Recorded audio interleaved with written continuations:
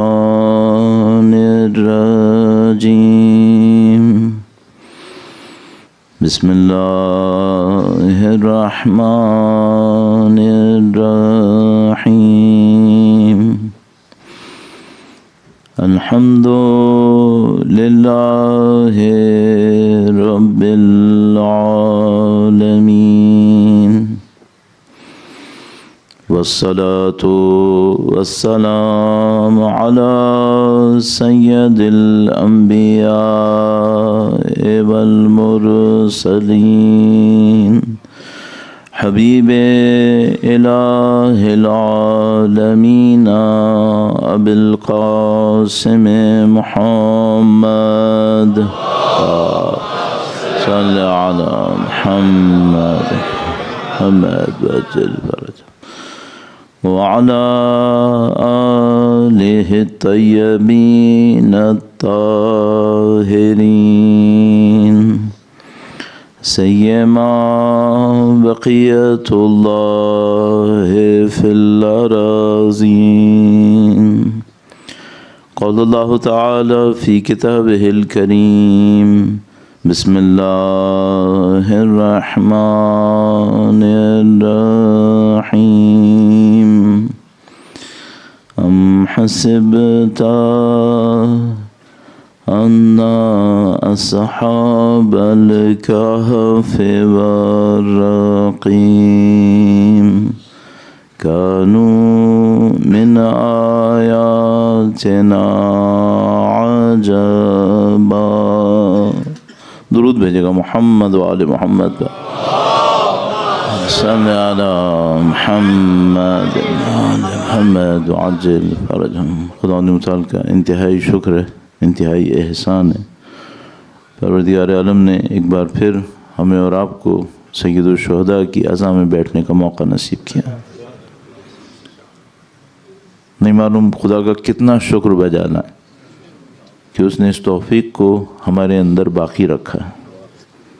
آپ ایک لمحے کو سوچو، اگر ہم اس ماں کے ساتھ نہ ہوتے جو امام حسین کو جانتی تھی، کتنا مشکل ہو جاتا کہ ہم امام حسین تک پہنچتے. تو کیا وقت نہیں ہے کہ ہم اپنی والدہ کا شکریہ بجا لائیں، ان کے احسان کو قبول کریں؟ تو آپ کی والدہ چاہے حیات ہوں چاہے دنیا سے رخصت ہو گئے ہوں، ان کے مزید اجر و ثواب کے لیے، ان کے درجات کی بلندی کے لیے درود بھیجیں محمد و آل محمد پر.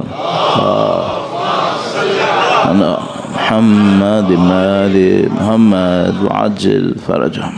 یہ خدا متعال نے جو توفیق مجھے اور آپ کو نصیب کی ہے، ظاہر ہے کہ ہم سب اس بات کو سمجھتے ہیں کہ خدا اس توفیق کے ساتھ ساتھ ہمیں کوئی ذمہ داری بھی دینا چاہتا ہے. آپ دنیا کی کسی بھی کام کو دیکھ لو تو اس میں مختلف کیٹیگریز آپ بنا سکتے ہیں. کچھ لوگ ہوں گے کہ جو دور سے دیکھ کر اس کو اپریشیٹ کریں گے، کنٹریبیوٹ کچھ نہیں کر پائیں گے. کچھ لوگ ہوں گے جو دور سے دیکھ کر کچھ کنٹریبیوٹ کریں گے. کچھ لوگ ہوں گے کہ جو تھوڑا بہت انوالو ہوں گے لیکن اس کے بعد راستہ ان کا کچھ اور ہوگا. اور کچھ لوگ ہوں گے جو اس کام میں ایکچولی رسپانسبل ہوں گے، وہ اس کام کی ذمہ داری لیں گے. کیوں؟ کیونکہ ان کا راستہ وہی راستہ ہوگا. ہم اور آپ اور پوری دنیا سید الشہداء کے اس عظیم الشان قربانی کے مقابلے میں اسی طرح کیٹیگریز میں تقسیم ہوں گی. ہم میں سے کچھ لوگ ہوں گے کہ جو ذکر سید الشہداء کو سنیں گے، دور سے اپریشیٹ کریں گے. ہم میں سے کچھ لوگ سنیں گے کچھ کنٹریبیوٹ کریں گے. ہم میں سے کچھ لوگ ہوں گے جو سنیں گے، انوالو ہوں گے، لیکن کچھ دنوں کے لیے. اور ہم میں سے کچھ لوگ ہوں گے بہت کم جو اپنی پوری زندگی کو ڈیووٹ کریں گے سید الشہداء کے لیے.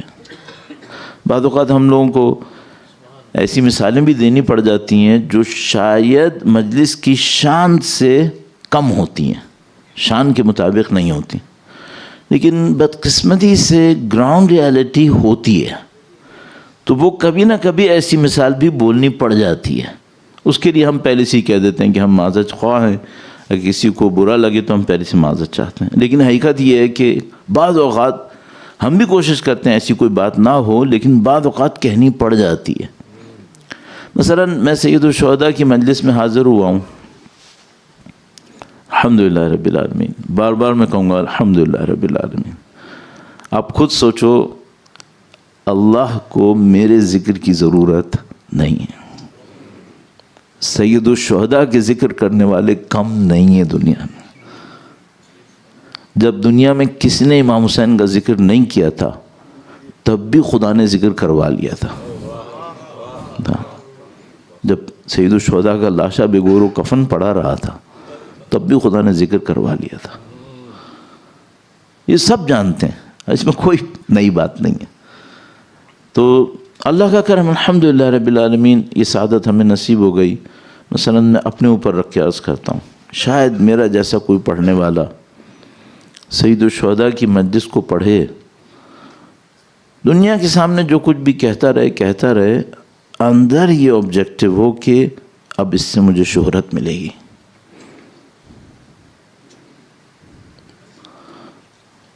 اب واقعاً ہاتھ جوڑنے پڑیں گے. کچھ لوگ یہ کر رہے ہیں یا نہیں کر رہے؟ انفارچونیٹلی کر رہے ہیں. بہت معذرت کے ساتھ کچھ لوگ یہ سوچیں گے کہ میں مجلس پڑھوں گا تو میری دنیا بڑھے گی. نہیں کرنا چاہیے، لیکن کچھ لوگ کر رہے ہیں یا نہیں کر رہے ہیں؟ کر رہے ہیں. آپ کہہ سکتے ہو مولانا آپ کو اور مجھے کس نے حق دیا ہم کسی کے دل میں جا کے سو کے؟ یہ ہمیں حق نہیں دیا. واقعاً صحیح کہہ رہا، ہمیں حق نہیں کسی کے دل میں جا کے دیکھنے کا. لیکن کچھ نشانیوں سے بہرحال کسی کا بھی نام لیے بغیر یہ سمجھ میں آ رہا ہوتا ہے کہ اتنا بھی خالص نہیں ہے، مکس ہو گیا ہے، کہیں نہ کہیں مکس ہو گیا. سب سے پہلا کام تو یہ کرنا پڑے گا کہ اپنے لفظ میں کہہ رہا ہوں، ہم امام حسین کو اپنی دنیا پر پہنچنے کے لیے پل نہ بنائیں. ہاں، ایسا نہ ہو کہ امام حسین برج ہو، پل ہو، نعوذ باللہ تعالی، جس پہ گزر کے میں اپنی دنیا تک پہنچنا چاہتا ہوں. یہ نہیں کروں. ذکر حسین حسین تک پہنچائے، نہ دنیا تک. ہاں، یہ آبجیکٹو بنانا چاہیے. میں سید الشہداء کا ذکر کروں کس لیے؟ خود سید الشہداء کے لیے. حکم نبی ہے اس لیے، خدا نے حکم دیا اس لیے، اس کا حکم ہے میرے پاس، مجھے سید الشہداء کی طرف خدمت میں پہنچنا ہے. یہ وہ چیزیں جو ہم اور آپ ہمیشہ دعاؤں میں کہتے ہیں، اللہم ارزقنا فی الدنیا زیارت الحسین وفی الآخرت اللہم احشرنا تحت لواء الحسین وادخلنا الجنت من باب الحسین. تو اس کو سوچنا ہے ہمیں کہ بھئی میں مجلس میں آ جاؤں، میں نے مجلس پڑھنی ہے، آپ نے مجلس سننی ہے، امام حسین تک کیسے پہنچیں؟ اور میں نے بتایا، عرض کیا کہ کچھ کا آبجیکٹو یہ ہوگا، کچھ کا آبجیکٹو وہ ہوگا. اگر امام حسین تک پہنچ رہے ہیں تو کیا ہوگا؟ پھر میں وہ سوچوں گا کہ جو مجھے چاہیے اس کو چھوڑ دو، یہ بتاؤ اس وقت امام حسین کو کیا مجھ سے چاہیے، وہ مجھے کیا دیکھنا چاہتے ہیں. تو یہ میرا مقدمہ ہے. اس کے نتیجے میں ہم ایک جواب تک پہنچتے ہیں. وہ جواب مجھے آپ کی خدمت میں عرض کرنا ہے. درود بھیجے گا محمد و آل محمد، صلی علی محمد و آل محمد وعجل اس سے پہلے میں آپ سے ایک سوال کرنا چاہوں گا. سید الشہداء کی عظیم الشان قربانی، اگر تھوڑا سا میں اس کو دنیاوی ٹرمز میں ریفلیکٹ کروں تو میں اس کو صرف آسانی کی خاطر میں کہوں گا ایک موومنٹ. سید الشہداء نے ایک کام شروع کیا ہے، ایک عظیم الشان، اردو میں ایک اور لفظ استعمال کرتے ہیں، موومنٹ کو ٹرانسلیٹ کرنے کی خاطر کہہ رہا ہوں تحریک. ایک اور لفظ اگر اس کو بہت زیادہ کرنا ہو تو ہم کہتے ہیں انقلاب، چینج. یہ جو سید الشہداء کا کام ہے، میں آپ سے ایک سوال پوچھنا چاہتا ہوں، آپ پلیز میرا ساتھ دیجیے گا اس کو سوچنے کے لیے. یہ رک گیا یا چل رہا ہے؟ چل رہا ہے، الحمدللہ. صحیح ہے. ذکر کی بات نہیں کر رہا ہوں، کام کی بات کر رہا ہوں. ایک سید الشہداء کا ذکر ہے جو اس وقت دنیا کے کونے کونے کے اندر موجود ہے، الحمدللہ رب العالمین. ایک سید الشہداء کا کام بھی ہے اس ذکر کے پیچھے. وہ کام جو کچھ بھی تھا جو سید الشہداء نے جس کے لیے قربانی دی، وہ کام چل رہا ہے یا رک گیا؟ چل رہا ہے. اچھا، آپ کہیں گے بھائی مولانا آپ کیوں کہہ رہے ہیں کہ چل رہا ہے، یا کوئی کیوں کہے گا کہ رک گیا ہے؟ شاید کوئی اور یہ کہہ سکے کہ رک گیا ہے اگر امام حاضر کو نہ مانتا ہو. ہاں، اگر ان امام کو نہ مانتا ہو جو رسول اللہ کی نسل سے ہیں اور تشریف لائیں گے اس دنیا کے اندر، اگر کوئی ان امام کو نہ مانتا ہو تو شاید کہے کہ رک گیا. ہم کون ہیں؟ ہم وہ ہیں جو کہتے ہیں ایک سیکنڈ کے لیے بھی نہیں رکا ہے، چل رہا ہے. اب میں اگلا سوال کرتا ہوں. چل رہا ہے، میں بہت وقت نہیں لگاؤں گا ہر سوال کے اوپر. چل رہا ہے، کیوں چل رہا ہے؟ چونکہ سید الشہداء کی نسل جاری و ساری ہے، ان کا منسوب فرزند دنیا کا امام موجود ہے. اس کا مطلب ہے کام چل رہا ہے. اگلا سوال، کام بڑھ رہا ہے یا رکا ہوا ہے؟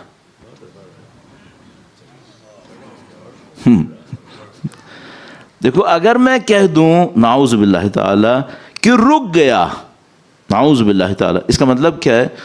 ظہور کی طرف موومنٹ رک گئی ہے، نعوذ باللہ تعالی. صحیح. اگر میں کہہ دوں پیچھے ہٹ گیا، اس کا مطلب ہے میں نے کیا کہا؟ نعوذ باللہ کہ ظہور سے ہم پیچھے جا رہے ہیں. میں اس کا معتقد نہیں ہوں. میں اس کا معتقد ہوں کہ کام چل رہا ہے، کام بڑھ رہا ہے، اور ہر گزرتے ہوئے دن کے ساتھ ہم امام کے فرزند کے ظہور کے دن سے نزدیک ہوتے جا رہے ہیں. صحیح ہے. اس کا مطلب کیا ہے؟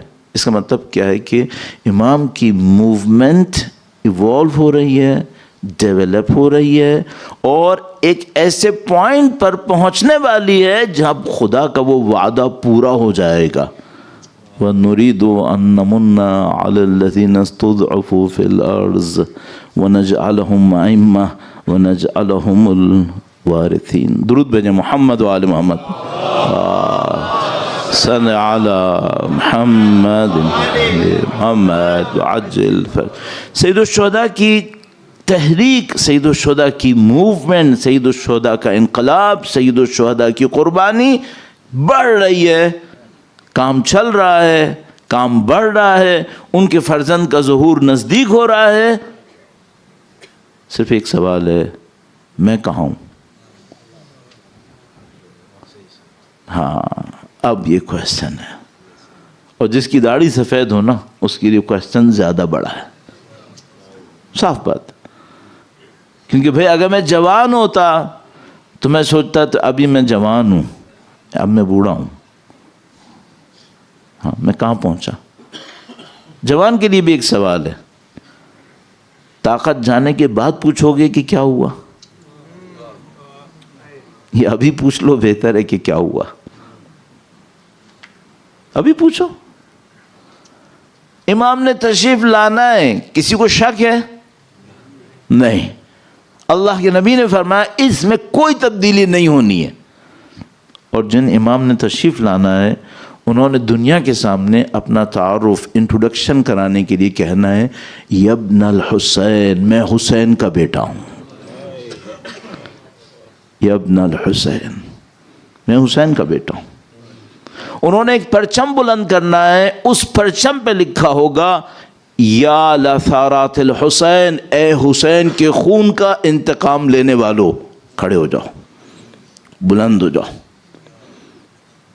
اب میں آپ سے سوال پوچھتا ہوں، اہل بیت کے مزاروں پر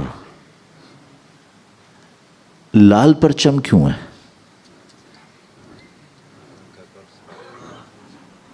یہ لال پرچم کس کی نشانی ہے؟ سرخ۔ یہ جو سرخ پرچم ہے یہ کس بات کی نشانی ہوتی ہے؟ ایک مظلوم خون بہہ گیا ہے جس کا بدلہ نہیں ہوا ہے۔ ہاں، یہ لال پرچم اس کی نشانی ہے۔ کبھی تم میں اپنے گھروں پہ لال پرچم لے آتے ہیں کبھی تبرک کے اندر، پتہ ہے اس کا مطلب کیا ہے؟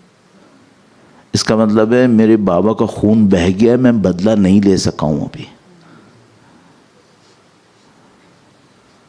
تو جب ان کے فرزند تشریف لائیں گے تو وہ لوگوں سے کہیں گے اے وہ لوگ جو خون حسین کے لیے انتظار کر رہے تھے، میں ان کا بیٹا آیا ہوں، ساتھ دو میرا۔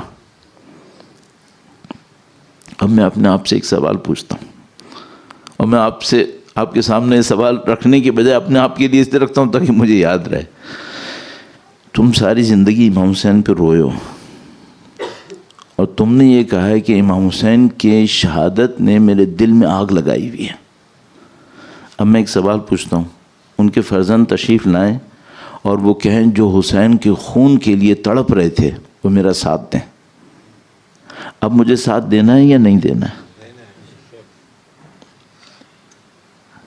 اب ذرا تصور کرو، خدا نہ کرے، نعوذ باللہ، خاکم بدہن، کسی بھی میری کمزوری کی وجہ سے نہ دے سکا،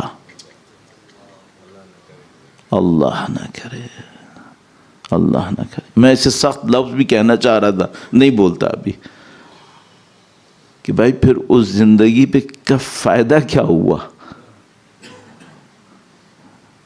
یعنی جو سخت لفظ بولنا چاہ رہا تھا میں کہہ رہا تھا لعنت ہو اس زندگی پہ جو یہ نہ کر سکے، کہ فائدہ کیا ہوا پھر؟ ساری زندگی رویا، ساری زندگی تڑپا ان کے مصائب کے اوپر، اور جب ان کے فرزند نے آ کر کہا کہ تم ساری زندگی تڑپ رہے تھے، رو رہے تھے، بلک رہے تھے، اور میرے جد امجد کے خون میں میرا ساتھ دو، اب ساتھ دینا ہے یا نہیں دینا؟ اب ایک مشکل ہے کہ ہر آدمی یہ کر پایا ہے؟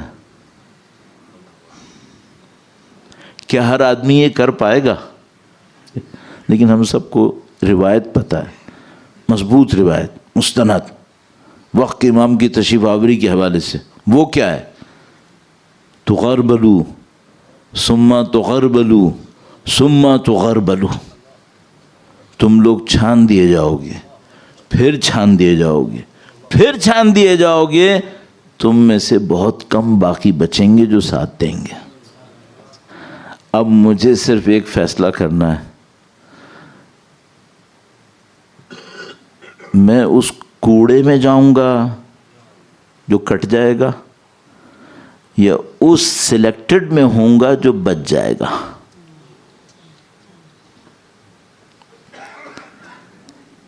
رائٹ کوشچن ہے یا نہیں ہے؟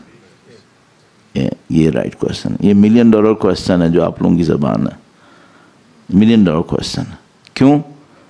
کوڑے کا حصہ ہو یا سلیکٹڈ ہو، اور کوڑا نہیں ہے، پھر وہ کوڑا نہیں ہے، وہ آگ ہے۔ ایک بہت عجیب روایت میں نے دیکھی، اس میں کہا کہ کچھ بچے، ابھی بچے کا مطلب عمر میں کم ہونا نہیں ہے، ممکن ہے بڑا ہو، عمر میں بڑا ہو، 50 سال 60 سال ہو، کہا کچھ لوگ اپنے والدین کی وفات کے بعد آگ ہو جاتے ہیں۔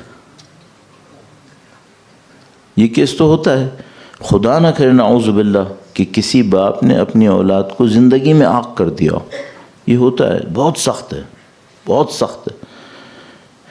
لیکن روایت نے کہا کہ کچھ لوگ فوت ہونے کے بعد آگ ہوتے ہیں۔ کیوں ہوتے ہیں؟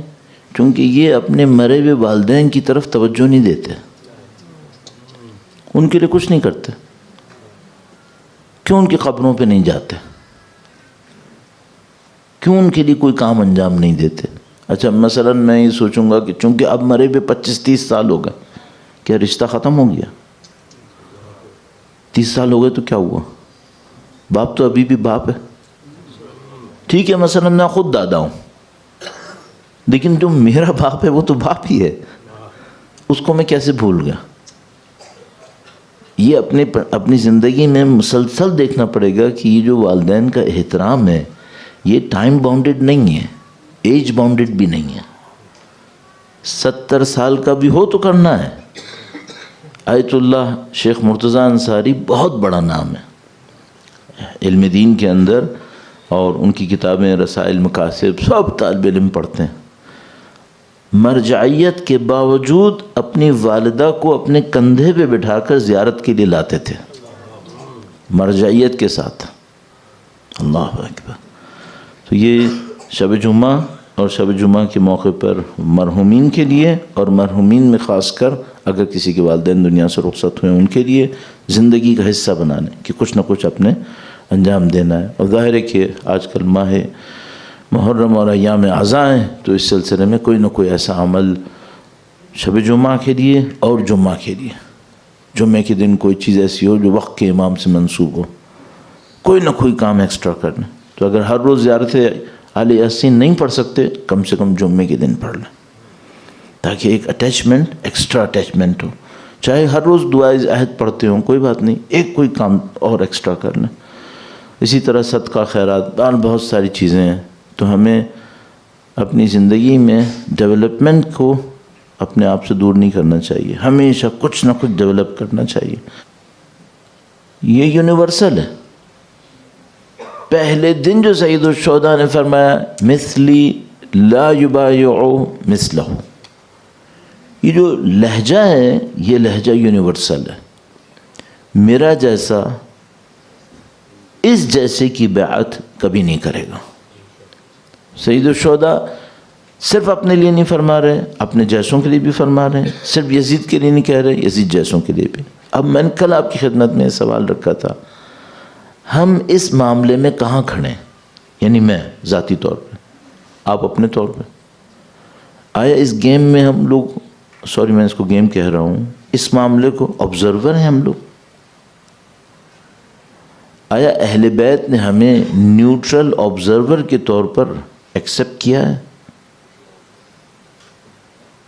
یعنی مثلا کربلا کا واقعہ ہو رہا ہے، میں ایک پہاڑی پر آبزرور ہوں جو اہل بیت کو چاہتا ہے، پسند کرتا ہے، شاید روتا بھی ہے، لیکن آبزرور ہوں. تو یہاں مجھ سے کوئی سوال نہیں کرے گا کہ تم آبزرور کیوں ہو، پارٹیسپیٹ کیوں نہیں کر رہے. میں بعض اوقات یہ دیکھتا ہوں، یہ فوٹوگرافرز جو ہیں وہ مثلا بہت مشہور ایک فوٹو آپ کو یاد ہوگا پرانے زمانے میں پبلش ہوئی تھی کہ ایک بچہ کسی فیمن کے نتیجے میں مر رہا تھا اور اس کے سر پر ایک پرندہ اسے کھانے کے لیے بیٹھا ہوا تھا. صحیح ہے، بہت مشہور فوٹو، ہاں ایتھوپیا کی تھی. تو تصویر دیکھتے ہی پہلی چیز ایک بات ذہن میں آتی ہے، یہ صرف آبزرو کیوں کر رہا تھا؟ اس نے بچے کو بچایا کیوں نہیں؟ اچھا ممکن ہے کوئی یہ کہے کہ نہیں وہاں پہ فار ایگزامپل مثلا 2000 چلڈرن ول ڈائی، نہیں یہ کوشچن نہیں ہے. اس کو کیوں مرنے دیا؟ فوٹوگرافر کہہ سکتا تھا کہ مثلا میرے پاس 2000 چلڈرن کے لیے تو بریڈ بھی نہیں تھی، ایک تھی، اس بچے کو کیوں نہیں بچایا؟ تم آبزرور کیوں ہو؟ تو مجھے اپنے آپ سے ایک سوال کرنا ہے. ٹھیک ہے میں مثلا طالب علم ہوں، دنیا میں جاتا ہوں، مجلسیں پڑھتا ہوں، اس میں پارٹیسپیٹ کر رہا ہوں. جو سید الشہداء نے جو اصل معرکہ پوری دنیا کو دیا ہے اس میں پارٹیسپیشن کر رہا ہوں یا آبزرور ہوں؟ میں کون ہوں؟ یہ مین کوشچن ہے جو ہمیں اپنے آپ سے پوچھنا ہے. کیوں ایسا پوچھنا ہے اور کیا کرنا ہے کہ پھر میں آبزرور نہ رہوں، پھر میں پارٹیسپیٹ کروں. اس کو کیوں ایسا کروں؟ کل امام تشریف لائیں گے انشاءاللہ، ان کی تشریف آوری کی تعجیل کے لیے درود بھیجیں محمد و آل محمد. صلی علی محمد آل محمد وعجل فرجہم. یہ لندن ہے، یورپ کا حصہ ہے. اس کا کربلا سے فاصلہ، مکہ سے فاصلہ کئی ہزار کلومیٹر ہے. امام مکہ میں آئیں گے، بعد میں جس ملک کو ہم اس وقت عراق کہتے ہیں اس طرف جائیں گے. موسٹ پروبیبلی امام کا کیپٹل کوفہ میں ہوگا. صحیح ہے؟ آپ یہاں آبزرور رہو گے یا پارٹیسپینٹ؟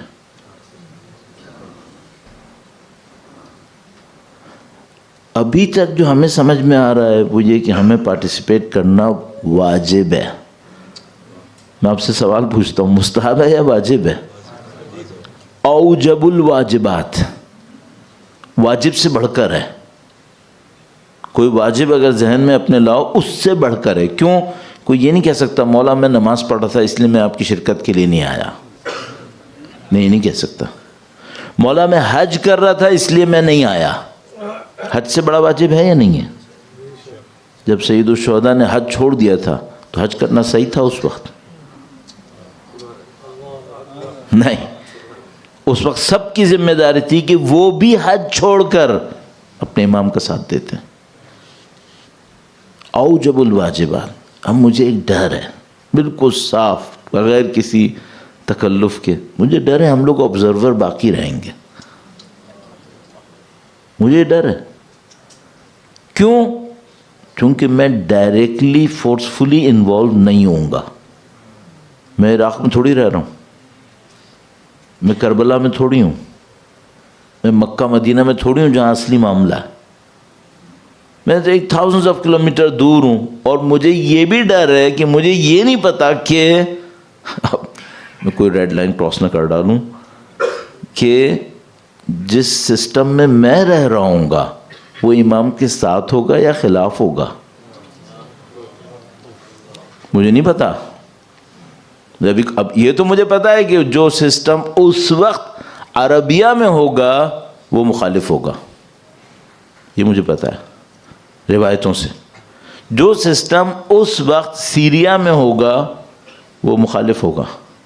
یہ پتا ہے روایتوں سے. مجھے باقی کا کچھ نہیں پتا. یا بولو کہ میرا دل نہیں چاہ رہا کہ بولوں، صاف بات ہے. میں یہاں پہ بیٹھ کر کوئی یہ بات بھی نہ کہوں جو غلط بیانی ہو جائے. تو مثلا میرا دل نہیں چاہ رہا کہ میں کہوں کہ کیا ہوگا، لیکن ایک چانس ہے کہ شاید فیور میں نہیں ہوگا. اچھا اگر خدا نہ کرے وہ سسٹم جس میں میں زندگی گزار رہا تھا فیور میں نہیں ہوا تو میرے پاس ایک ایکسکیوز بھی ہوگا.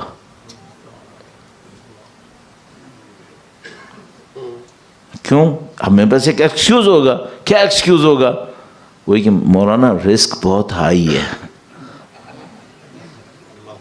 رسک بہت ہائی ہے. صحیح ہے. اچھا اب میں اپنے آپ سے ایک سوال پوچھ رہا ہوں. اگر میں نے اپنی لائف کا آبجیکٹیو کچھ اور بنایا اور امام کی نصرت 4th 5th 6th لیول پہ ہوئی پرائورٹی میں، تو وہ جو ٹاپ 5 پرائورٹیز ہوں گی ان کو ڈیفینڈ کرنا میرے لیے ایکسکیوز بنے گا. تو میں ان 5 پرائورٹیز کو سیکریفائز نہیں کروں گا نعوذ باللہ تعالی. 6 پرائورٹی کو اگر یہ 6th ہوئی قسمت سے تو میں اس کے اوپر کمپرومائز کر لوں گا نعوذ باللہ تعالی. اس کا مطلب کیا ہے؟ اس کا مطلب ہے تھیوریٹیکلی اسپیکنگ، پریکٹیکلی کا مجھے نہیں پتا، تھیوریٹیکلی اسپیکنگ مجھے امام کی نصرت کو ٹاپ پرائورٹی بنانا پڑے گا. اگر خدا نہ کرے میں نے اپنی زندگی میں اپنے دماغ میں اس کو ٹاپ پرائورٹی نہیں بنایا تو میں کمپرومائز کر دوں گا. کیوں؟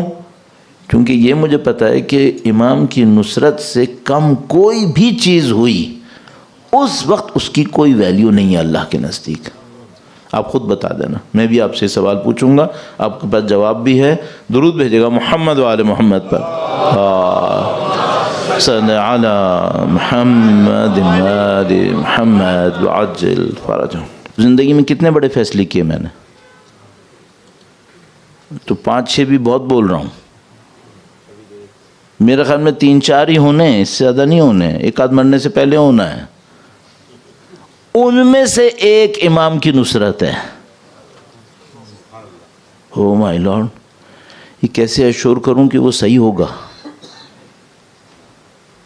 یہ جو پرابلم ہے، یہ جو انالیسس ہے، رائٹ ڈیسیشنز کیسے ہوتے ہیں، یہ بہت بڑی مشکل ہے. اور اب میں اچھی طرح جانتے ہیں بہت سارے لوگ بہت زیادہ عبادتیں کرتے ہیں، صحیح فیصلے نہیں کرتے. بہت سارے لوگ بڑی بڑی عبادتیں کرتے ہیں، صحیح فیصلے نہیں کرتے. سید الشہداء کا ساتھ دینے والوں میں عبادت گزار تھے، لیکن بہت ساری عبادتیں کرنے والوں نے امام کا ساتھ نہیں دیا. تو انہوں نے غلط فیصلہ کیوں کیا؟ یہ غلط فیصلہ اب یہ اگر کوئی یہ بولے کیسے ہو گیا یہ غلط فیصلہ، اب بولو نہیں کچھ کو موقع ملا، کچھ کو موقع نہیں ملا. نہیں، کچھ کو موقع بھی ملا، پھر بھی انہوں نے فیصلہ کیا کہ ہم نے ساتھ نہیں دینا ہے.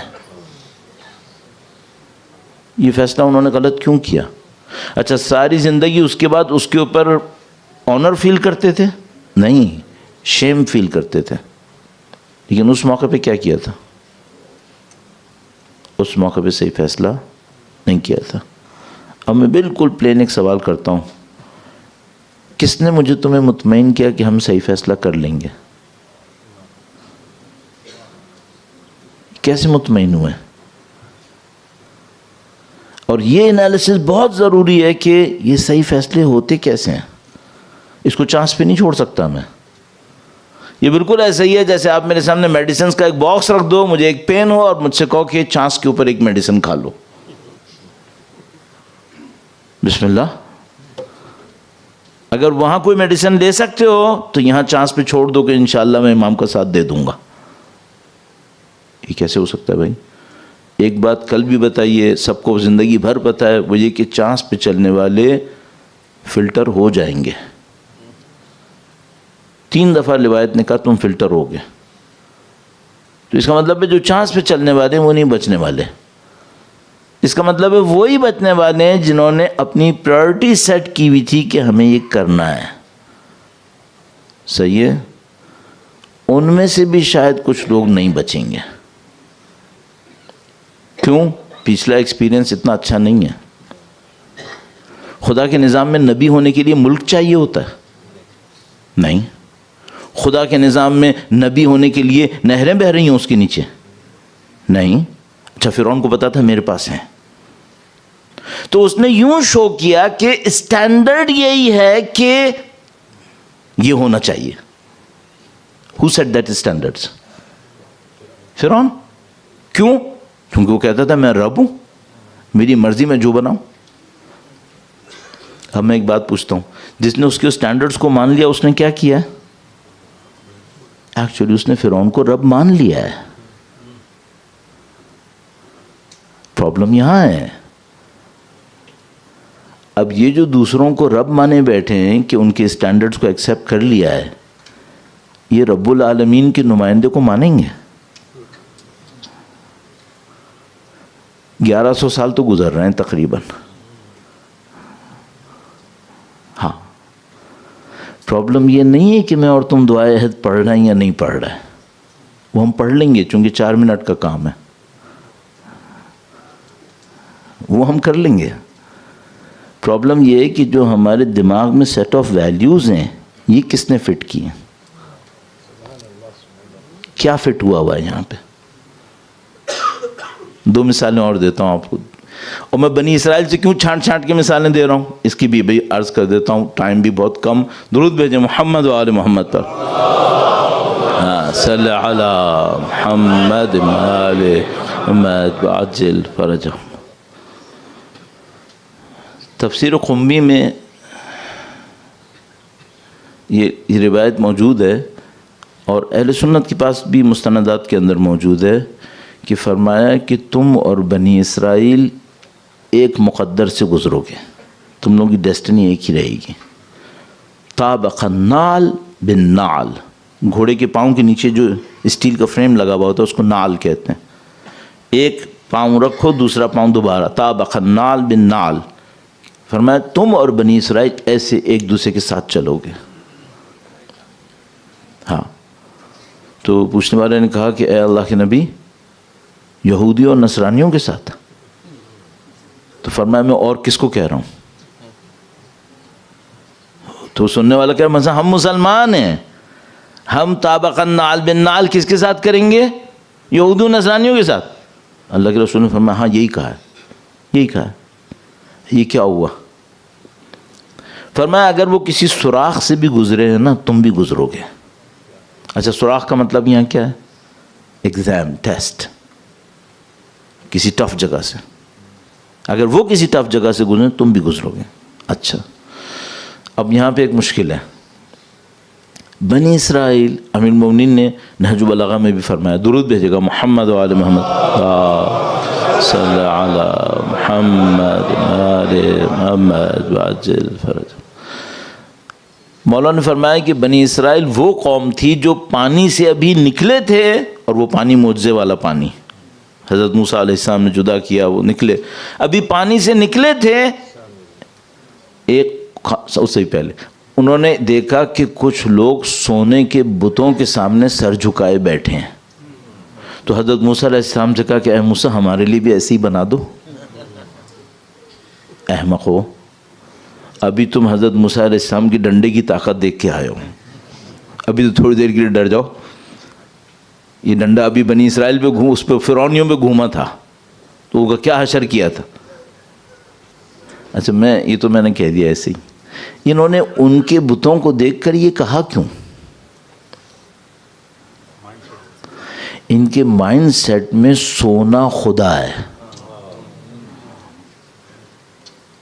فرعون نے یہی کہا تھا نا تمہارے پاس سونے کا ڈھیر کہاں ہے؟ یہ ان کے مائنڈ سیٹ میں گھسا ہوا ہے. اچھا یہ قوم فرعون ہے؟ نہیں، یہ قوم بنی اسرائیل ہے، لیکن مائنڈ سیٹ یہاں آ گیا ہے. فرعون نے ڈیمانڈ کیا تھا تمہارے پاس سونا کہاں ہے، اس کا مطلب ہے فرعون کے دماغ میں کیا تھا کہ جس کے پاس سونا ہوگا وہ خدا ہوگا. یہ قوم فرعون کی نہیں ہے، فرعون کی قوم غرق ہو چکی ہے، یہ بنی اسرائیل ہے، اس کے مائنڈ سیٹ میں بھی سونا ہے. جب بتوں کو دیکھتے ہیں سونے کے ہیں تو فوراً حضرت موسیٰ علیہ السلام کہتے ہیں اے موسیٰ ہمارے لیے بھی ایسی جنت سے بنا دو. کیوں؟ اندر سے ہم بھی سونے کے پجاری ہیں. پھنس گئے. سونے کا پجاری ہونا مشرک بناتا ہے. مشرک ایک ہو گیا، ابھی بھی ختم نہیں ہوا. بدبختوں نے سامری کے مجسمے کے سامنے سر جھکا دیا. کیوں؟ وہ بھی سونے کا تھا، وہ بھی سونے کا تھا. اس کا مطلب ہے ان کو سونے کی عبادت ختم نہیں ہوئی. ان کی ایک دفعہ ڈانٹ کھائی. حضرت موسیٰ علیہ السلام نے کہا تم جو کر رہے ہو نا یہ تباہی ہے. باطلون متبرون، یہ تو تباہی کی باتیں کر رہے ہو تم. یہ ڈانٹ پڑ چکی ہے، قرآن کریم میں ہے. پھر جب سامری کے واقعے میں آئے پھر دوبارہ سونے کے سامنے سر جھکا کے بیٹھ گئے، اور اب ایسے بیٹھے کہ کہا جب تک موسیٰ نہیں آ رہے ہم تو اس کی عبادت کریں گے. اب کیا ہوا؟ یہ بھی سونے کی عبادت کر لی نا. اس کا مطلب کیا ہے؟ سب کچھ ہونے کے باوجود ان کا مائنڈ سیٹ سونے کی بندگی سے باہر نہیں آ رہا. اور سونے کی عبادت ان کو کس نے سکھائی تھی؟ فرعون نے. فرعون زندہ ہے مر چکا ہے؟ یا اللہ، اس کا مطلب ہے کہ مرا ہوا فرعون بھی ان کے دماغ پہ ابھی بھی حکومت کر رہا ہے. اور اس طرح کالونیز بنانے والے کنٹریز دوسرے کنٹریز پہ حکومت کرتے رہتے ہیں.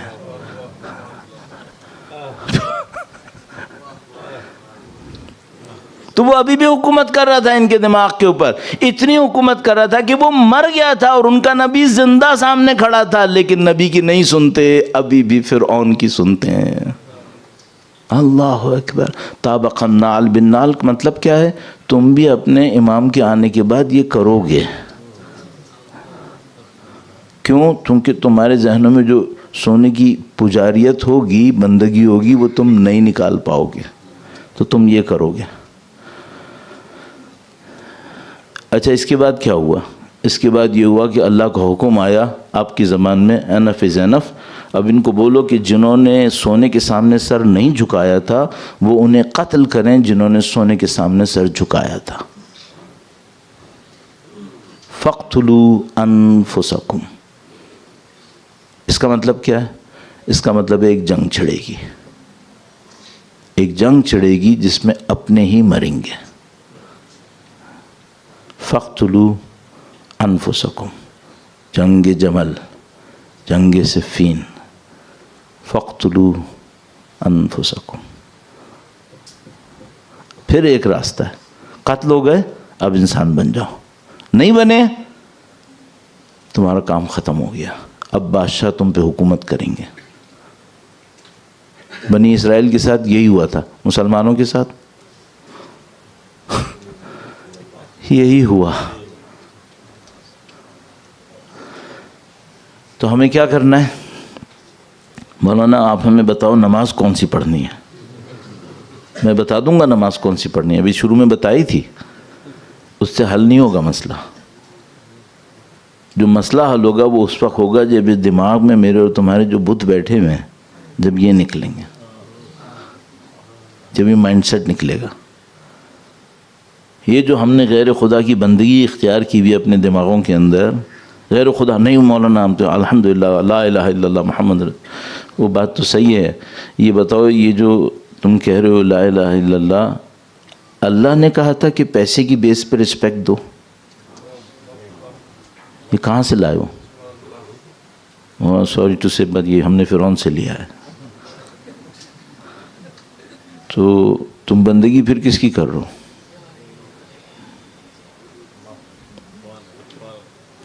پرابلم یہ نہیں ہے کہ ہم لوگ عبادتیں کتنی کریں گے اس کے بغیر زندگی نہیں گزر سکتی، عبادت کے بغیر زندگی نہیں گزر سکتی۔ پرابلم یہ ہے کہ رکوع تو کروں گا، سر جھکائے یا نہیں جھکائے۔ کل میں نے عرض کیا تھا انا للہ کون بولتا ہے؟ سب بولتے ہیں، کسی کو یاد ہے اس سے پیچھے کیا تھا؟ نہیں۔ رکوع تو سب کرتے ہیں، کسی کو پتہ ہے کہ رکوع ہو کیوں رہا ہے؟ اے خدایا جب تو حکم دے گا میں تیری راستے میں اپنی گردن کٹانے کو تیار ہوں۔ 5 پاؤنڈ نکالتے ہوئے جان نکلتی ہے، گردن کٹائے گا۔ نہیں مولانا ہمارا ڈونیشن بہت زیادہ ہے۔ اگر ڈونیشن سے کام چل رہا ہوتا نا تو سید الشہداء اس بندے سے تلوار لے لیتے، اس سے گھوڑا لے لیتے، نہیں چلتا، اس کو بھگا دیتے ہیں۔ جیسے کریٹیکل ٹائم کے اوپر غلط باتیں کرتا ہے اس کو بھگا دیتے ہیں۔ تو ابھی ہمارا ایک ٹاپک ہے جو ابھی میں کل بھی تھوڑا سا چلاؤں گا، اس کو رائٹ ڈیسیشن۔ اور رائٹ ڈیسیشن کب ہوتا ہے؟ جب مائنڈ سیٹ صحیح ہوتا ہے، سیٹ آف ویلیوز صحیح ہوتی ہے۔ سیٹ آف ویلیوز میں گڑبڑ ہو جائے پھر رائٹ ڈیسیشن نہیں ہوتا، چاہے کتنی عبادت کرنے والا۔ عبادت کہاں کا کیا فائدہ ہوا پھر؟ عبادت کا فائدہ یہ ہوتا ہے کہ یہ مائنڈ سیٹ کو چینج کرے۔ اور کون سی عبادت مائنڈ سیٹ کو چینج کرتی ہے؟ جس عبادت کے پیچھے فکر ہوتی ہے۔ اگر بے فکری عبادت کرتے رہو تو مائنڈ سیٹ چینج نہیں ہوتا۔ وہ بے فکر عبادت پھر غلط فیصلے کراتی ہے، اور فیصلے کے اندر بہت انالیسس کی ضرورت ہے۔ اس کو ابھی میں کچھ پارٹ سوچ کے آیا تھا، کچھ پارٹ بول پایا ہوں، کچھ پارٹ نہیں بول پایا۔ کل اس کو انشاءاللہ کہنے کی عرض کرنے کی کوشش کروں گا۔ تو ابھی ہمیں آپ کو یہ دیکھنا ہے یہ مائنڈ سیٹ کیسے چینج ہوتا ہے۔ اچھا کون سا مائنڈ سیٹ غلط تھا؟ ان مثالوں کے اندر جو مائنڈ سیٹ غلط تھا وہ دولت کی پرستش، دولت کی عبادت، دولت کے سامنے سر جھکا لینا، یہ تھا۔ اچھا پتہ نہیں کتنی روایتیں ہمارے پاس موجود ہیں جس میں اللہ کے نبی نے یہ ارشاد فرمایا تھا کہ تم لوگ اس مشکل میں پھنسو گے، درہم اور دینار کی مشکل کے اندر۔ اس کی نشانی کیا ہوتی ہے؟ اس کی نشانی کیا ہوتی ہے؟ میں ایک جملہ آپ کی خدمت میں عرض کر کے آج آپ کی زحمت تمام کروں گا۔ درود بھیجے گا محمد و آل محمد پر، اللہم صلی علی محمد آل محمد وعجل فرج۔ یعنی ایک جملہ وہ جو میرا کرسٹ ہوگا، اب یہ آپ نے پکڑنا کہ ایک جملے کے بعد دوسرا کیوں بول رہے ہو، آپ ختم کرنے کی بات تھی نہیں، ایک جملہ ایک کرسٹ ہے جو مجھے آپ کو ڈیلیور کرنا ہے، اس کے لیے میں شاید 25 جملے بول دوں، شاید زیادہ۔ کیا دنیا میں دولت کی ویلتھ کی ڈسٹریبیوشن میں ڈسپیرٹی یہ کوئی نیا فینومینا ہے؟ نہیں. کیا یہ ڈسپیرٹی انجسٹس ہے؟ کنفیوژن نہیں، انجسٹس نہیں ہے. دولت کی تقسیم میں ڈسپیرٹی، کچھ کے پاس زیادہ ہے کچھ کے پاس کم ہے، انجسٹس نہیں ہے. کیوں؟ ایبیلٹیز کا فرق ہے، ٹینڈنسیز کا فرق ہے، آپ کی اپنی ایفرٹس کا فرق ہے، یہ سب چیزیں. پرابلم کہاں پر ہے؟ ویلتھ کی بیس پہ رسپیکٹ کا جانا،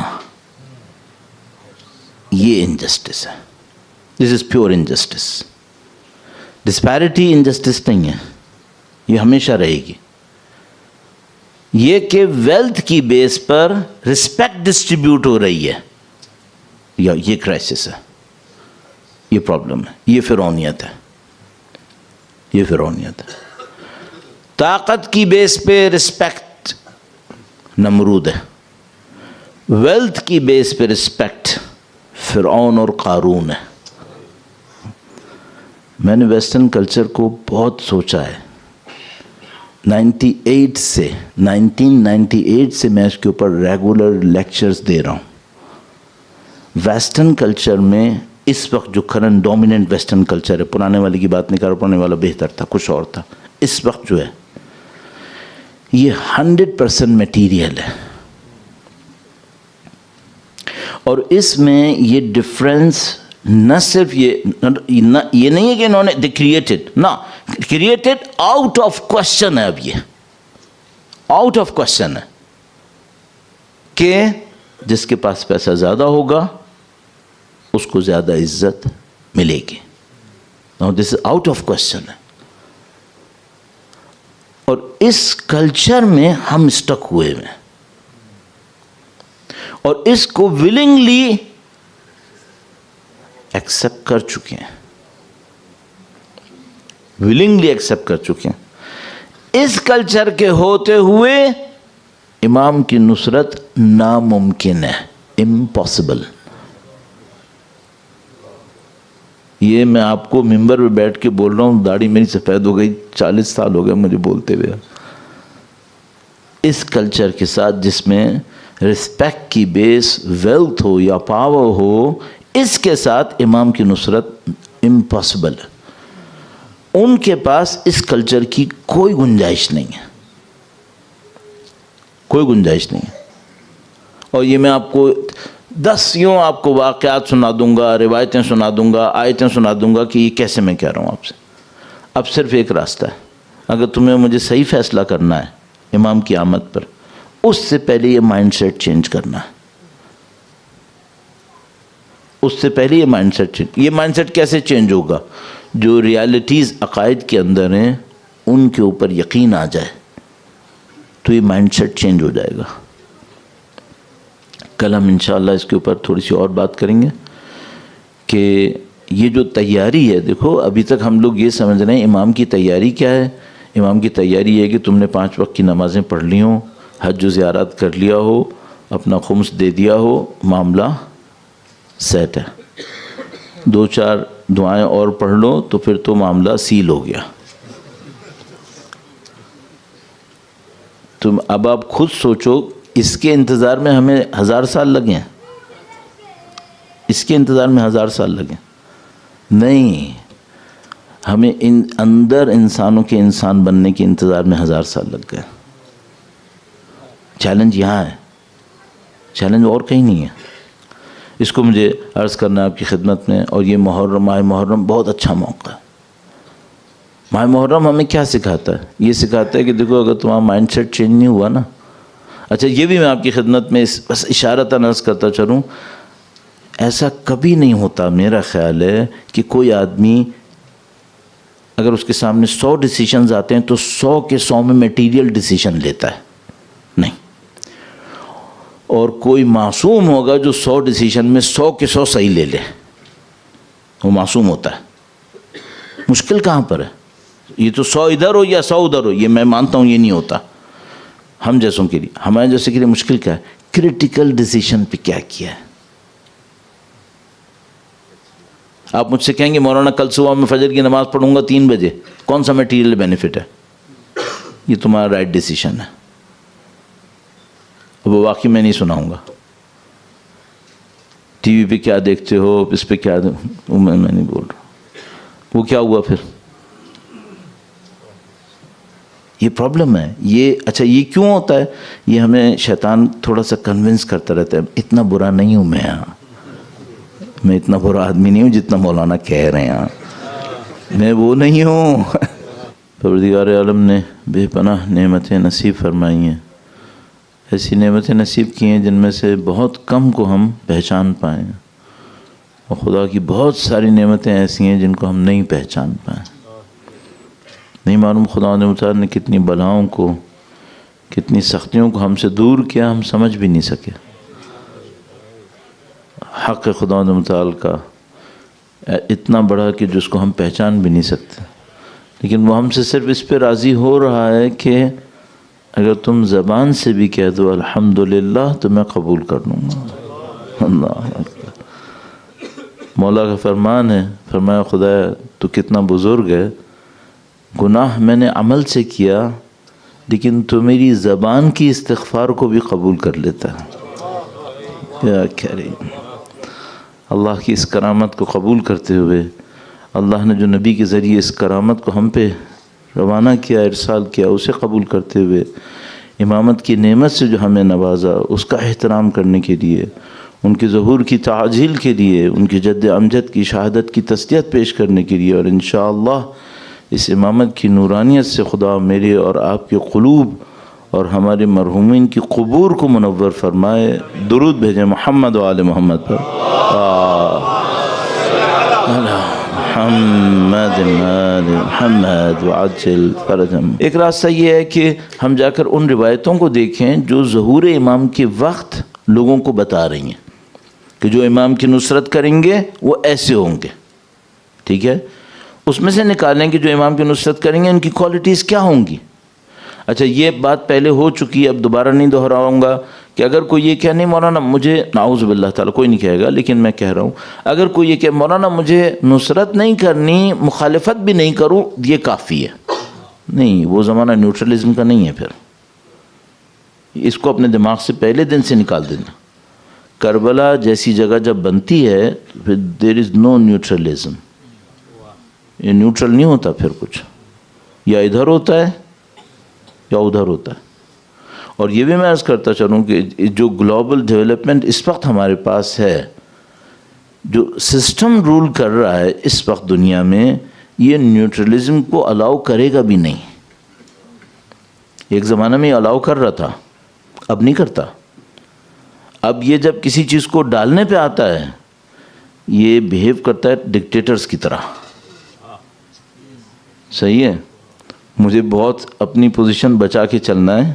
ٹھیک ہے، کچھ ایسے آئیڈیاز جو ہمارے دین میں ایکسیپٹیبل تھے ہی نہیں، کسی بھی دین میں ایکسیپٹیبل نہیں تھے، اس وقت امپوز ہو رہے ہیں ڈکٹیٹرز کی طرح. اس میں کوئی ڈیموکریسی نہیں ہے. ہر چیز میں ڈیموکریسی چلتی ہے، اس میں ڈیموکریسی نہیں مانتے یہ لوگ. اس میں کوئی لبرلزم نہیں ہے، اس میں ڈکٹیٹرز ہیں یہ لوگ. نہیں کرو گے تو میں سے یہ ہوگا پھر.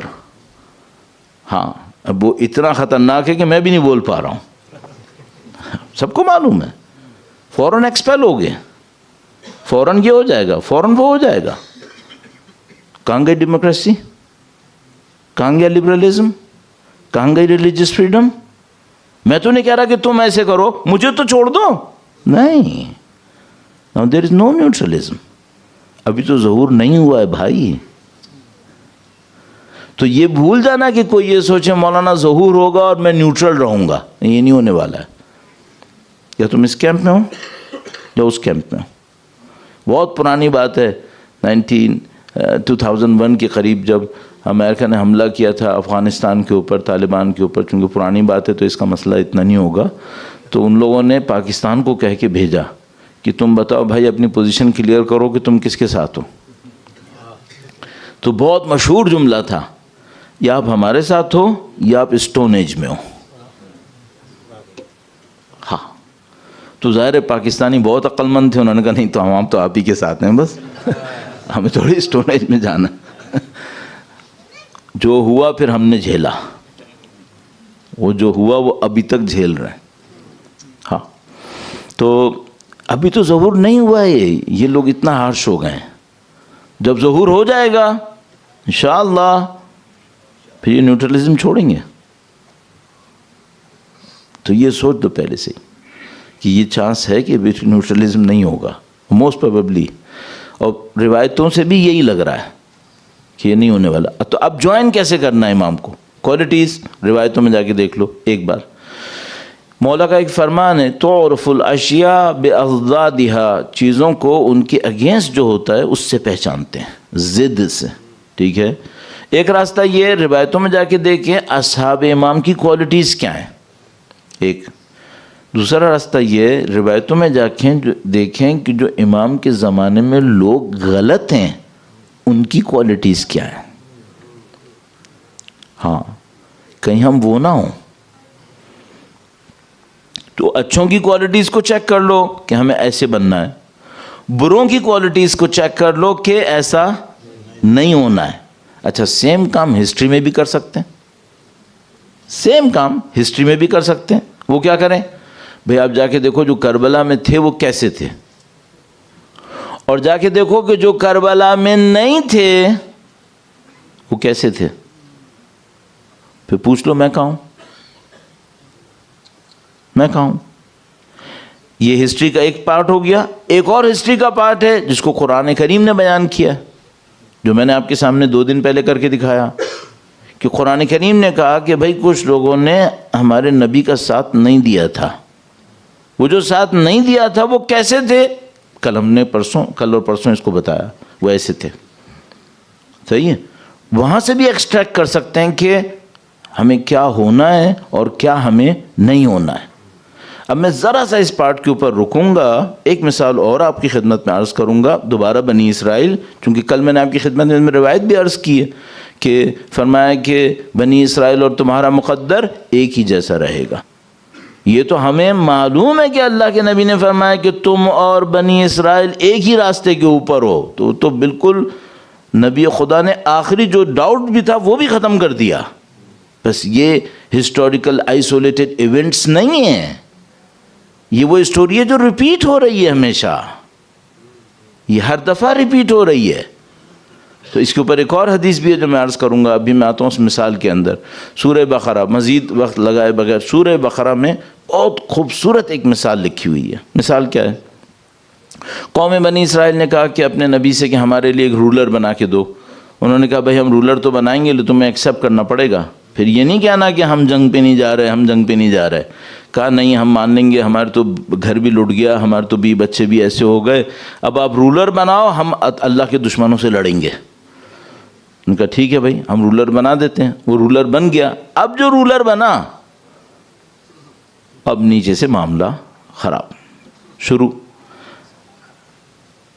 یہ جو داستان ہے یہ کیا داستان ہے؟ یہ داستان ہے اللہ کے بندوں کی اور نفس کے بندوں کی. جو اللہ کے بندے ہوتے ہیں وہ اللہ کے حکم کے بعد چک چک نہیں کرتے. جو نفس کے بندے ہوتے ہیں وہ اللہ کے ہر حکم کے اوپر چک چک کرتے ہیں، اپنی اپنی بات چلاتے ہیں. پہلے کہا رولر بناؤ، نبی نے کہا مت بنواؤ، تم یہ نہیں سنبھال پاؤ گے، یہ رسپانسبلٹی ہے. کہا نہیں ہم تو سنبھالیں گے. اس کا مطلب کیا ہے؟ فضیلت کے دعوے دار بھی ہیں، سپیریئرٹی کے کلیم بھی کر رہے ہیں، لیکن جب سپیریئرٹی جو مانگی تھی لینے کا ٹائم آیا، سپیریئرٹی کا کلیم ہے، رسپانسبلٹی کی طاقت نہیں ہے. کہا یہ نہیں مانتے. کیوں نہیں مانتے؟ کہا اس کے پاس پیسہ ہی نہیں ہے، اس کے پاس کچھ ہے ہی نہیں، اس کو کیوں مانے؟ کہا ماننا پڑے گا، اللہ کے بنایا ہوا ہے. چلو آگے بڑھے. وہ لے کے بڑھے فوج کو. تو انہوں نے اب یہ بہت خوبصورت جگہ، یہاں پر ہر چیز اچھی ہے لیکن یہ بہت ہی خوب. انہوں نے کہا تم لوگ آگے جاؤ گے، آگے ایک نہر آئے گی، پانی آئے گا، ٹھیک ہے؟ جو میرے ساتھ ہے اس نہر سے پانی نہیں پینا ہے. صحیح ہے؟ اگر کسی نے پانی پیا میرے ساتھ نہیں ہے. اچھا اب ٹیسٹ کیا ہے؟ ٹیسٹ یہ کہ ظاہر پیاس تو لگ رہی ہوگی اور پانی بھی ہے. اب وہ کہہ رہے ہیں کہ اگر تم میرے ساتھ ہو تو تم نے پانی نہیں پینا ہے, کچھ بھی نہیں پینا ہے. کہ دیکھو اگر پینا ہی ہو نا, ایک چلو پی لینا, غرفہ ایک چلو اتنا سا پی لینا, بس اس سے زیادہ نہیں پینا. اچھا اگر پیا تو کیا ہوگا؟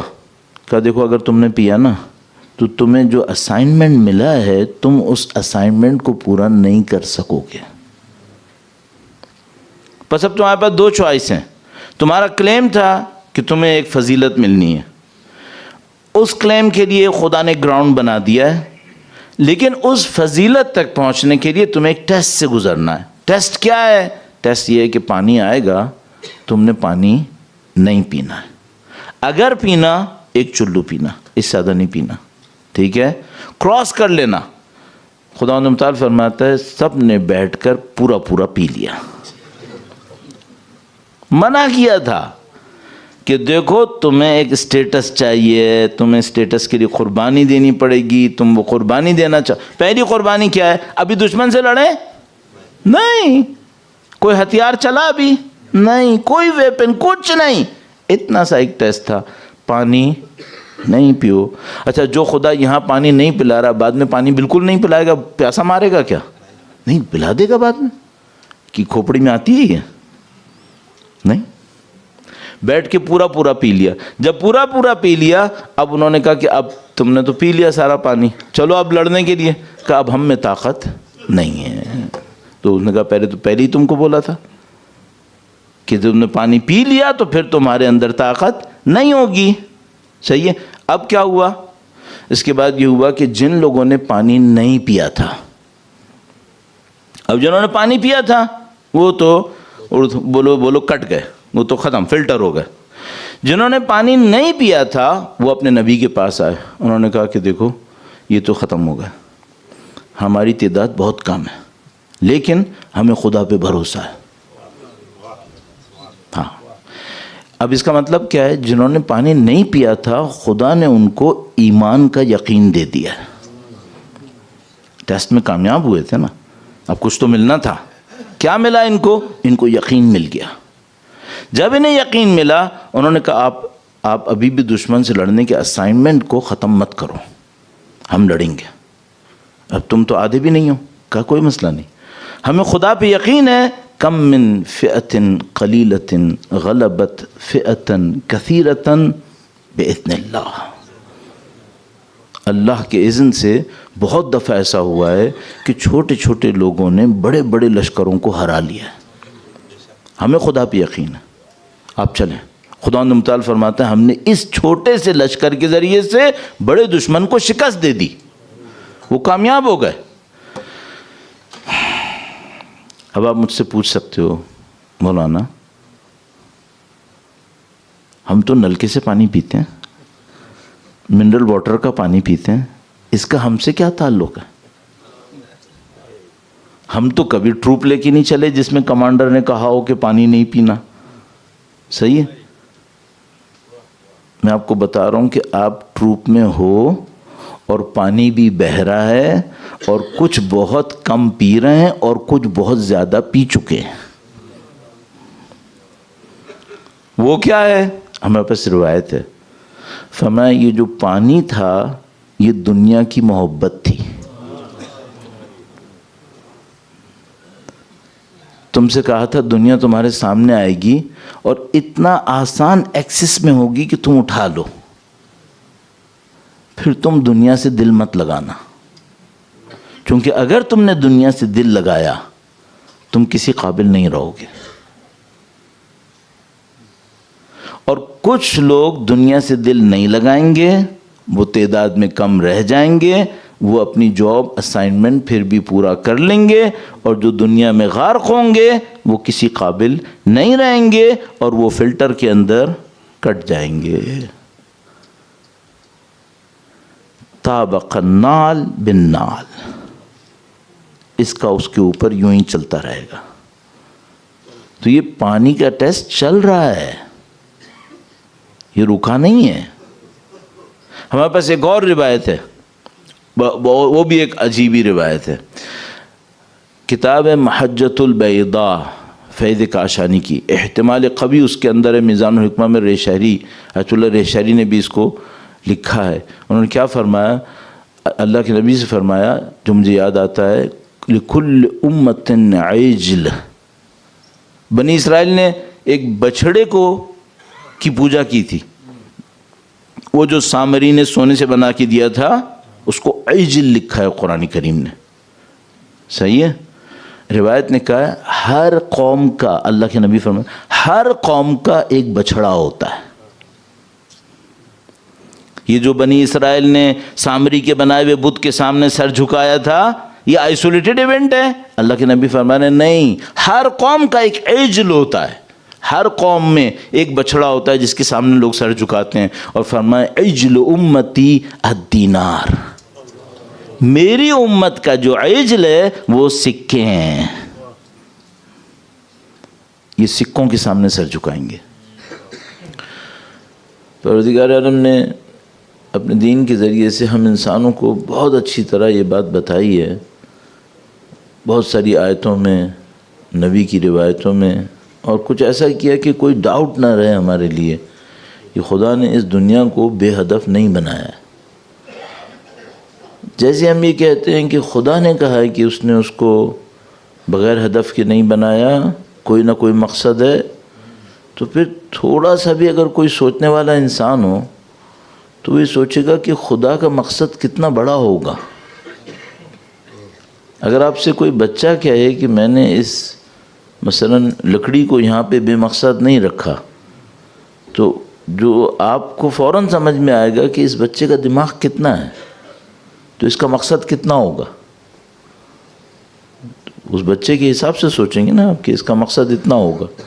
اچھا, اگر آپ کو کوئی آپ کی کمیونٹی کا بہت قابل آدمی, پڑھا لکھا, سینئر, جس کے ایکسپیرینس کو آپ اچھی طرح جانتے ہیں, اس کی ڈیڈیکیشن کو آپ جانتے ہیں, وہ آپ سے کہے کہ میں یہ کام بے مقصد نہیں کر رہا ہوں, میرا کوئی مقصد ہے.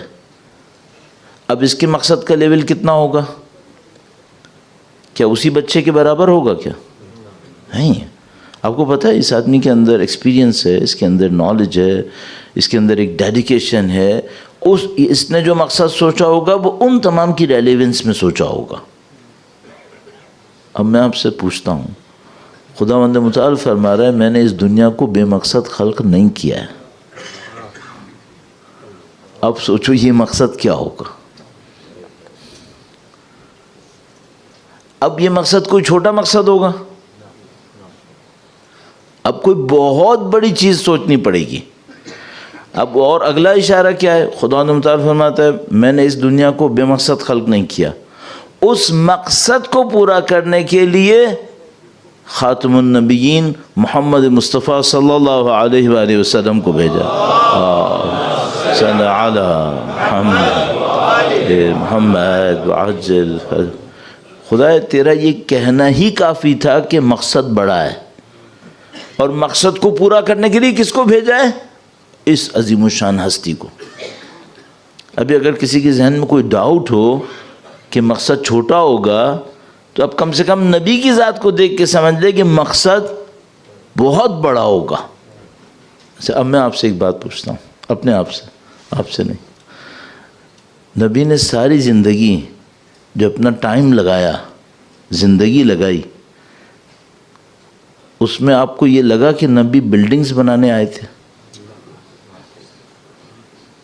نہیں لگا. خود چھوٹے سے گھر میں رہتے تھے, بلڈنگز بنانے کہاں آئے تھے؟ آپ کو لگا کہ نبی شہر بنانے آئے تھے؟ چھوٹا سا ایک ٹاؤن تھا جس میں نبی رہتے تھے. صحیح, تو نبی کیا بنانے آئے تھے؟ اب میں اپنے آپ سے ایک سوال پوچھتا ہوں, میں نے وہ بنا لیا؟ ابھی آپ کہو مجھے کہ میں نے مینہٹن میں پورا ایک اپارٹمنٹ کمپلیکس لے لیا, بہت اچھا کیا. نبی اس کام کے لیے آئے تھے؟ تو وہ ریلیونس کہاں ہے؟ الائنمنٹ کہاں ہے؟ میں یہاں جا رہا ہوں, نبی اور ان کا خاندان یہاں جا رہا ہے, یہ کیا بات ہوئی؟ میں نہیں کہہ رہا تھا اشہد ان نبی کا نام لیتا تھا کہ وہ اللہ کے رسول، تو کیا ہوا پھر؟ اب میں بار بار کہتا ہوں ہر روز الحمدللہ زیارت پڑھتے ہوئے، انی سلم لمن صالمکم حرب لمن حاربکم اللہم اجعل محیای محیا محمد و آل محمد. ان کی لائف اس سمت، میری لائف اس سمت، یہ کیا ہوا پھر؟ اچھا اب مجھ سے کوئی یہ کہ مولانا 3 گھنٹے کے لیے ہم عزا میں آئے نا، چلو 3 گھنٹے میں تو آئے، باقی 21 گھنٹے کا کیا ہوا؟ تو جو میرے سامنے پرابلم آتی ہے بار بار وہ یہ آتی ہے کہ آیا ہماری لائف کی الائنمنٹ ان کے آبجیکٹیوز کے ساتھ ہوئی بھی ہے؟ یہ پرابلم ہے. اچھا آپ اس کیوں اتنے ڈیپ کیوں جا رہے ہیں؟ اتنے ڈیپ اس لیے جا رہے ہیں کہ ابھی ایک اور دفعہ یہ چانس ملے گا کہ جن کی لائف ان کے آبجیکٹیوز کے ساتھ الائنمنٹ میں ہوئی وہ ان کے ساتھ ہوں گے، اور خدا نہ کرے نعوذ باللہ تعالی اگر یہ فرق آبجیکٹیوز کے لیول کے اوپر ہو گیا پھر ساتھ نہیں ہوں گے. کیا وجہ ہے؟ اس کی وجہ یہ کہ مجھے خطرہ یہ کہ فیصلے غلط ہوں گے. یہ مولانا پاکستان سے ہے، اس کو کیا پتا؟ یہ ہم سوچ کے بیٹھ جائیں، یہ اپنے خود پکڑنا ہے، یہ ہم سب نے خود پکڑنا ہے کہ ہمارے اندر کیا خرابی ہو سکتی ہے. اور یہ میں آپ کو بتا دوں، اب میں یہاں کے لیے نیا نہیں ہوں، نہ میں اس دنیا کے کسی اور بڑے ملک کے لیے کوئی نیا بندہ ہوں، 10 دفعہ تقریباً سب جگہ جاتا آتا رہتا ہوں. اس وقت پریزم کا ریفلیکشن بہت ٹیڑھا ہے.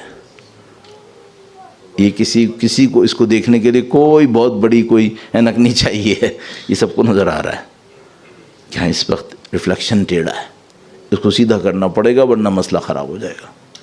اور یہ جو خدا متعال نے ہمیں موقع دیا ہے، یہ ماہ محرم، سید الشہداء کی عزا، یہ سید الشہداء کے اصحاب کا تذکرہ، یہ سب اس لیے ہے. آپ ان کے غم میں شریک ہو، ان کے غم میں شریک ہونے سے آپ کے دل سید الشہداء کے نزدیک جائیں. پھر سید الشہداء کا جو میگنیٹ ہے وہ مجھے اور آپ کو غلط راستوں سے نکال کر ان الحسین مصباح الہدی سفینۃ النجات، حسینیت کا میگنیٹ ہمیں غلط راستوں سے نکالے اور سبیل نجات پہ لے جائے، ہدایت کے راستے پہ لے جائے. اور اس کے لیے ہمیں اپنے دلوں کو ایکسپوز کرنا ہوگا سید الشہداء کے سامنے. آپ یقین مانو یہ مصائب اور یہ گریہ اس لیے نعمت الہیہ ہے. اس میں میرے اور آپ کے دل اس ٹفنس سے، اسٹون ہارٹ سے پگھلتے ہیں، میلٹ ہوتے ہیں، سید الشہداء کے عشق میں جانے کی کوشش کرتے ہیں. اب اس کے ساتھ ساتھ ہمیں بس سید الشہداء سے یہ مانگنا ہے کہ مولا ہمارا راستہ آپ کا راستہ ہو، ہماری جو امپیورٹیز ہیں ان کو ختم کرنا. پھر کیا ہوتا ہے؟ پھر قربانیاں دینی پڑتی ہیں. کبھی آپ سے نہیں کہوں گا آپ سید الشہداء کے راستے پہ چلیں گے کوئی مشکل نہیں آئے گی، نہیں بھائی، اسی پہ تو مشکل آتی ہے، اسی پہ مشکل ہے، باقی پہ مشکل نہیں ہے. وہاں مشکل کچھ اور ہے. لیکن جو واقعاً سید الشہداء کے راستے پہ چلے گا قطعاً مشکل آئے گی، اور یہ اس نے مانگی ہے، یہ اس نے مانگی ہوتی ہے کہ ہاں خدایا مجھے مشکل چاہیے. جب بھی آپ کوئی صحیح فیصلہ کریں گے اللہ کی راہ میں ایک مشکل بڑھے گی. اور یہ مشکل کیوں بڑھے گی؟ کیونکہ آپ نے صحیح فیصلہ کر لیا ہے. اگر حضرت حر نے وہ صحیح فیصلہ نہیں کیا ہوتا تو کیا ہوتا؟ کچھ اور ہوتا. جب وہ صحیح فیصلہ کر لیا اب مشکل آئے گی، اب مشکل آئے گی. یہ جتنے لوگوں کے غم میں آپ اور میں بیٹھے ہیں ان سب لوگوں نے ایک فیصلہ کیا ہے اور اس فیصلے پہ مشکلیں آئی ہیں. وہ نہیں کرتے مشکل کچھ اور آتی. اب جو مشکل آپ کو اور مجھے نظر آ رہی ہے وہ اس صحیح فیصلے سے آئی ہے، یہ حسینیت کے راستے پہ چلنے سے آئی ہے. اور یہ میں آپ کی خدمت میں بالکل مطمئن ہو کہ طالب علم ہونے کی وجہ سے عرض کر رہا ہوں کہ یہ جو آپ یہاں پہ بیٹھے ہیں اس کا مطلب ہے سید الشہداء آپ سے ایک انتظار کر رہے ہیں، اپنے دلوں کو میری طرف بھیجو، میں تمہیں لے چلوں گا۔ میں سوچتا ہوں کتنا سخت ہے، کتنا سخت ہے۔ 1400 سال کے بعد میں اور آپ مصائب سنتے ہیں، رو پڑتے ہیں، اور وقت کے امام کے لیے گویا ہر روز یہی ہو رہا ہے، کتنا سخت۔ آج 1400 سال کے بعد میں اور آپ سنتے ہیں سید الشہداء میدان کربلا میں اکیلے رہ گئے تھے، ہمارے لیے سخت۔ اللہ اکبر۔ سید الشہداء میدان کربلا پہنچ چکے، ایک کے بعد ایک لشکر آئے جا رہا ہے۔ یہ میں نے کتنی آسانی سے کہہ دیا، ایک کے بعد ایک لشکر آ رہا تھا۔ آپ امام حسین کے بچوں سے پوچھو کیا ہوا تھا۔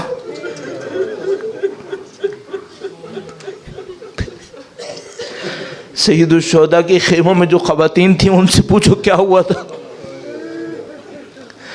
جب بھی کوئی لشکر آتا تھا بچے اور ڈر جاتے تھے، جب بھی کوئی اور لشکر آتا تھا بیویاں اپنے بچوں کو حسرتوں سے دیکھتی تھی، اب یہ بچے شہید ہونے والے۔ جب بھی کوئی لشکر آتا تھا ایک اور فضا بنتی تھی۔ جب یہ سارے لشکر آ رہے تھے، ایک موقع پہ بی بی زینب کبریٰ سلام اللہ علیہا اپنے بھائی کے پاس آئیں اور کہا کہ بھیا دشمن کے لشکر بار بار آ رہے ہیں، ان کا لشکر تو ہر روز آتا ہے، تمہارا کوئی لشکر نہیں آ رہا ہے۔ اب امام حسین کیا کہیں کہ میرا لشکر کون آئے گا اور کس طرح سے آئے گا؟ بس ایک جملہ فرمایا، میں نے خط لکھ دیا ہے، میرا بھی آنے والا ہے۔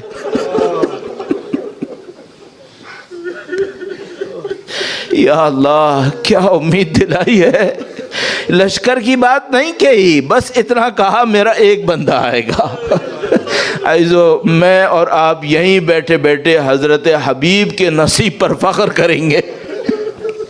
یا اللہ یہ کتنی عظیم الشان ہستی ہے، رسول اللہ کا نواسہ جو رسول اللہ کے کندھے پہ بیٹھتا تھا آج حبیب کے انتظار میں ہے، میرا دوست آنے والا ہے۔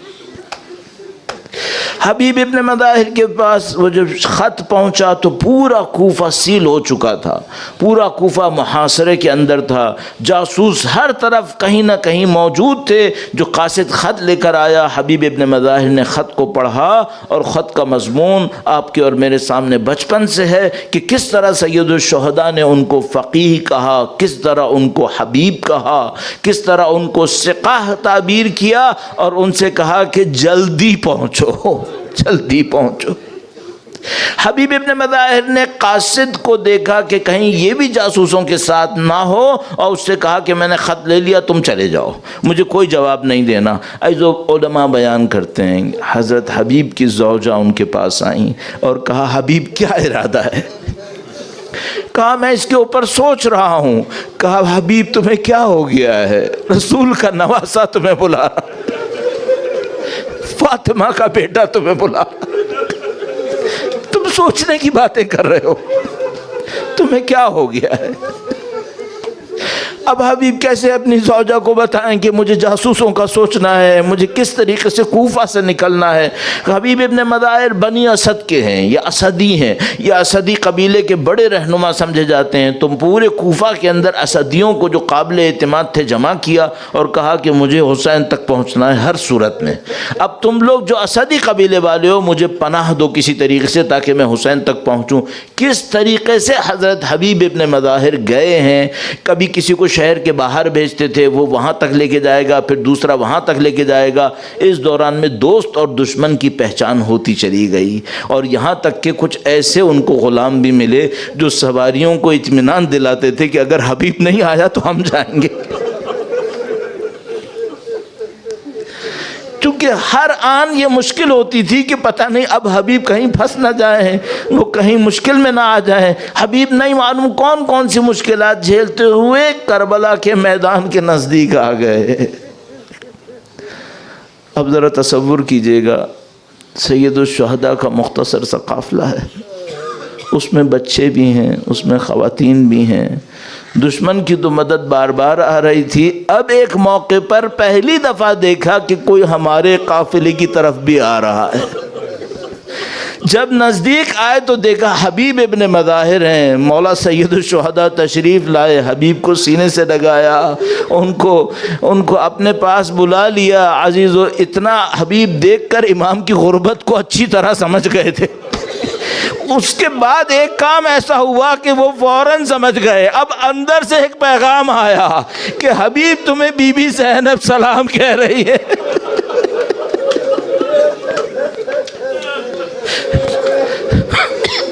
حضرت حبیب سمجھ گئے کہ غربت کا بڑا عجیب عالم ہے۔ غلاموں کو پیغام آ رہے ہیں۔